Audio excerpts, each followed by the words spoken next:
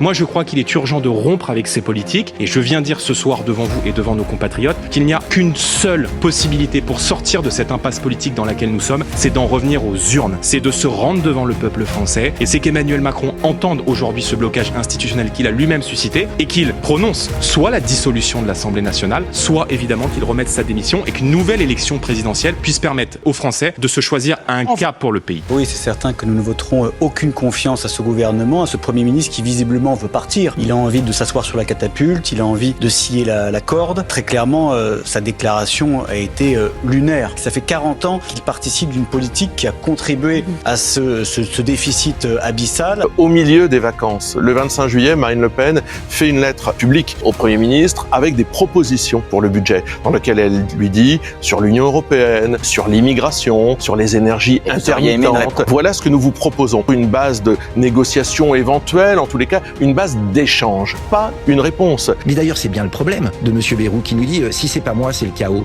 Mais il est artisan du chaos. Le chaos migratoire, le chaos sécuritaire, on voit ce qui se passe en ce moment à Clermont-Ferrand, le chaos économique, le chaos industriel. Il est partie prenante et il nous dit voilà, j'ai mis le feu à la France et moi je vais la sauver. Je crois qu'il est temps de tourner la page. Comme les 3/4 des Français, j'estime que les mesures qui ont été avancées par François Bayrou sont injustes. Et c'est pour ça en fait que nous, avec Marine Le Pen et Jordan Bardella, nous proposons une alternative parce qu'en fait, il faut écouter les Français. Les Français ne sont pas d'accord avec ce projet. Et c'est pour ça aussi que nous appelons à la dissolution de l'Assemblée nationale, à un retour aux urnes.